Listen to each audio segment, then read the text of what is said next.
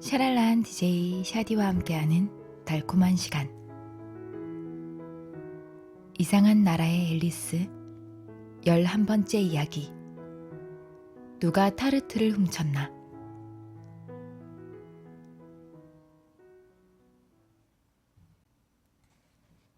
앨리스와 그리핀이 도착했을 땐 하트 왕과 여왕은 왕자에 앉아 있었고, 모든 종류의 카드는 물론 작은 새와 동물들이 구름처럼 모여 있었다. 그들 앞으로는 하트 잭이 쇠사슬에 묶인 채 양옆으로 병사들의 감시를 받고 있었다. 왕 옆에는 시계토끼가 한 손에 트럼펫을, 한 손에 양피지 두루마리를 들고 있는 게 보였다. 법정 한가운데 있는 탁자에는 커다란 접시 위에 타르트가 놓여 있었다. 타르트가 어찌나 먹음직스러워 보이는지 앨리스는 보기만 해도 침이 꿀꺽 넘어갔다. 재판이 얼른 끝났으면 좋겠다. 그리고 간식을 나눠줬으면. 하지만 그럴 가능성은 없어 보였으므로 앨리스는 시간을 흘려보낼 셈으로 사방을 둘러보기 시작했다. 앨리스는 법원에 가보지는 않았지만 책을 읽었기 때문에 법률 용어를 거의 다 알고 있다는 걸 깨닫고 뿌듯해졌다. 저 사람이 판사야. 커다란 가발을 쓰고 있으니까. 그나저나 판사는 왕이었다. 가발 위로 왕관을 쓰고 있었는데 왕관을 매우 불편해하는 듯했고 전혀 어울리지도 않았다. 앨리스는 계속 단어를 생각했다. 저기가 배심원석이야. 그리고 저기 12생물이 있네. 앨리스는 일부러 생물이라고 표현했다. 왜냐면 일부는 4발 동물이고 일부는 새들이었기 때문이다. 아무래도 배심원들이겠지. 앨리스는 또래 여자아이 중 이런 단어의 의미를 아는 아이는 극히 드물다는 생각에 잠옷 자랑스럽다는 듯 마지막 단어를 2-3번 되뇌었다. 하지만 배심원단이라는 단어를 사용해도 됐을 것이다. 12마리의 배심원은 모두 석판에 무언가를 분주히 적고 있었다. 앨리스가 그리핀에게 속삭였다. 다들 뭘 쓰고 있는 거예요? 재판 시작 전이라 아직 받아 적을 말도 없잖아요. 그리핀이 귓속말을 했다. 자기 이름을 쓰고 있는 거야. 재판이 끝나기 전에 이름을 까먹을까 봐. 바보들이네요. 앨리스는 말도 안 되는 생각이 들어 소리 질렀지만 시계토끼가 법정 내 정숙! 하고 외치자 얼른 입을 다물었다. 그리고 왕은 안경을 쓰더니 누가 떠드는지 알아내려고 주위를 유심히 살폈다. 앨리스는 마치 배심원들의 어깨너머로 석판을 보는 것처럼 그들이 바보들이네요를 적고 있는 걸 알아챘다. 그들 중 하나는 바보의 철자를 몰라서 옆에 있는 배심원에게 가르쳐 달라고 하는 모습도 보였다. 앨리스는 생각했다. 재판이 끝나기도 전에 석판이 엉망이 되겠구나. 배심원 중 하나는 쓸 때마다 끼익 하고 긁는 소리를 내는 연필을 갖고 있었다. 당연히 이 소리를 참을 수 없었던 앨리스는 법정을 빙 돌아 배심원 뒤로 갔고 곧 기회를 포착해 연필을 휙 빼앗았다. 앨리스의 동작이 어찌나 날랬던지 가여운 조그만 배심원은 무슨 일이 일어난 건지 영문도 모른 채 있었다. 도마뱀 빌이었다. 그래서 사방으로 연필을 찾아 헤매더니 포기하고 손가락으로 글씨를 써 내려갔다. 물론 손가락으로는 석판에 글씨를 쓸 수 없으니 아무런 의미가 없는 일이었다. 전령은 고소장을 읽으시오. 왕이 말했다. 그러자 시계토끼가 트럼펫을 3번 분 다음 양피지 두루마리를 펼치고 읽어 내려갔다. 하트 여왕이 타르트를 만들었다.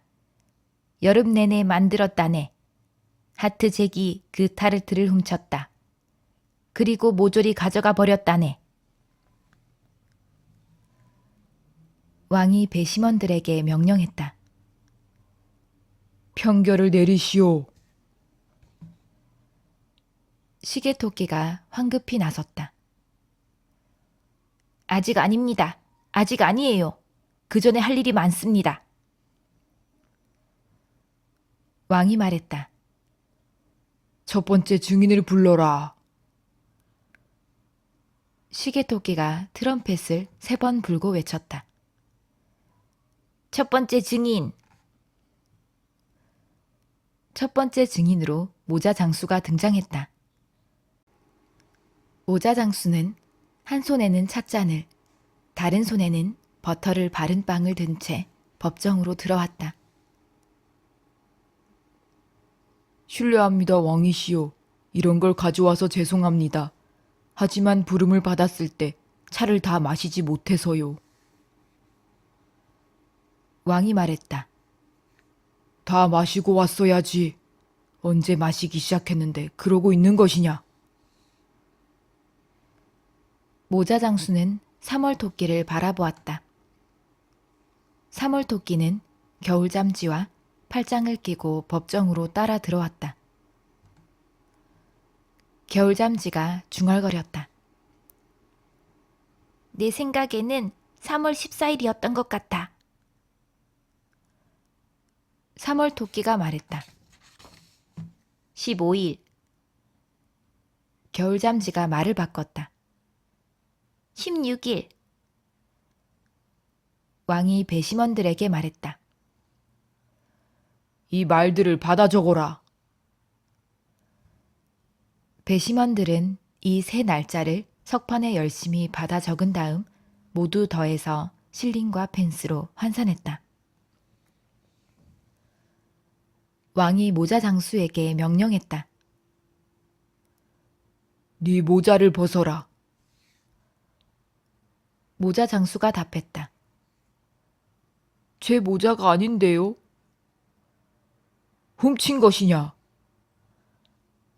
왕이 소리치며 배심원들을 돌아보자 그들은 곧장 그 사실을 기록했다. 모자 장수가 설명했다. 저는 모자를 팔려고 두는 겁니다. 전부 다 제 것이 아닙니다. 저는 모자 장수입니다.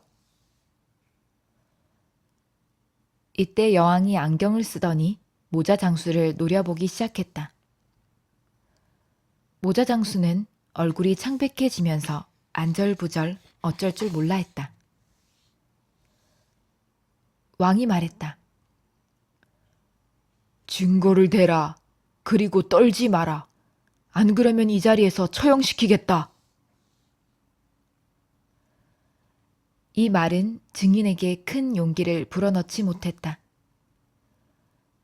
모자 장수는 발을 이쪽 저쪽 번갈아 디디면서 불안한 눈빛으로 여왕을 쳐다보았다. 너무 무서워 당황한 모자 장수는 버터를 바른 빵 대신 찻잔을 크게 콱 깨물었다. 바로 이때 앨리스는 굉장히 이상한 기분이 들었다. 왜 그런지 알 수 없어 한참을 어리둥절해 하다가 마침내 그 이유를 깨달았다. 몸이 다시 커지기 시작한 거였다. 앨리스는 처음에는 일어나서 법정을 나가려고 했지만 다시 생각해보니 공간만 괜찮다면 계속 있어도 좋을 것 같았다. 앨리스 옆에 앉아있던 겨울잠쥐가 투덜거렸다. 그렇게 밀지 않았으면 좋겠구나. 숨도 못 쉬겠어. 앨리스는 차분하게 설명했다. 나도 어쩔 수가 없어요. 내가 지금 커지고 있거든요. 겨울잠지가 말했다. 너가 여기서 자랄 권리는 없어. 앨리스가 더 용기를 내어 말했다. 말도 안 되는 소리 하지 마세요. 당신도 잘하고 있는 중이잖아요. 겨울잠지가 응수했다. 그렇지. 하지만 나는 적당한 속도로 자란단 말이야. 너처럼 말도 안 되게 자라지는 않아.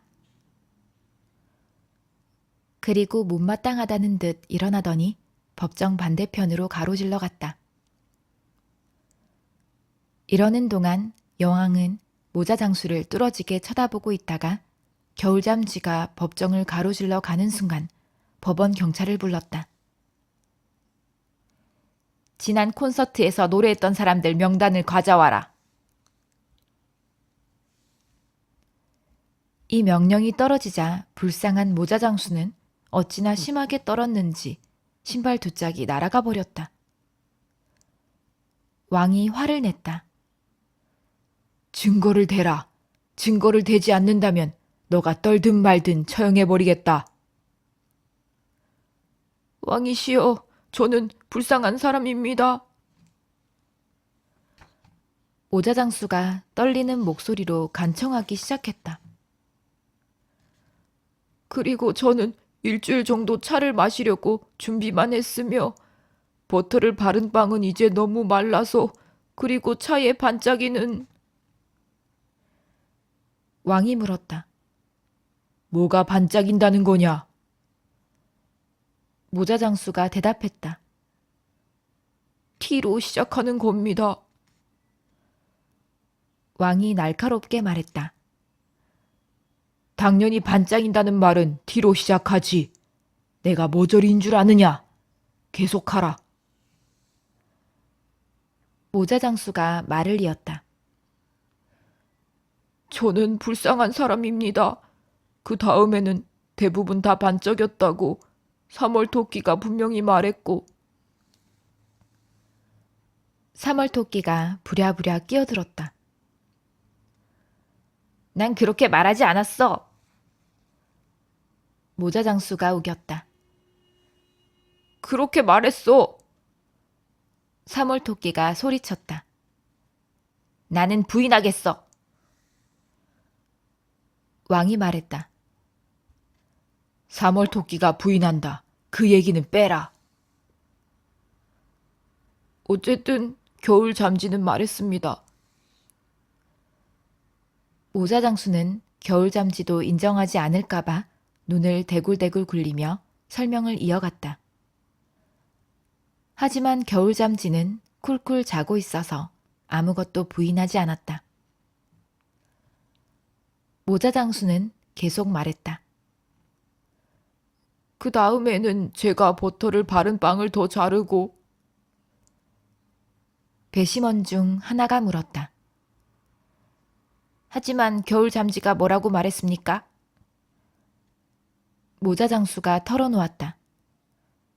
그건 기억나지 않습니다. 왕이 말했다.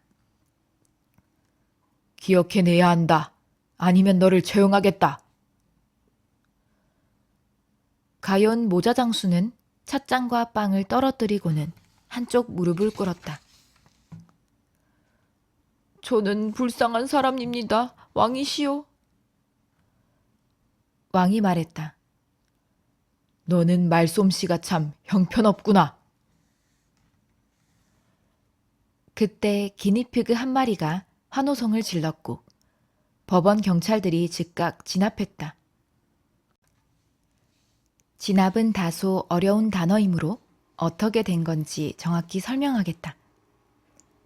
법원 경찰들은 입구를 끈으로 조이는 커다란 천 가방에 기니피그의 머리부터 먼저 밀어넣은 다음 깔고 앉았다.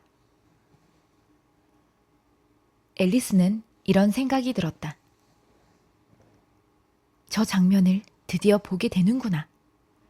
재판 끝에 저렇게 되었다는 글을 신문에서 자주 읽었는데 손뼉을 치려고 했지만 법원 경찰에 의해 즉각 진압되었다라고 나왔었지. 지금까지 그게 진짜 무슨 말인지 몰랐었네.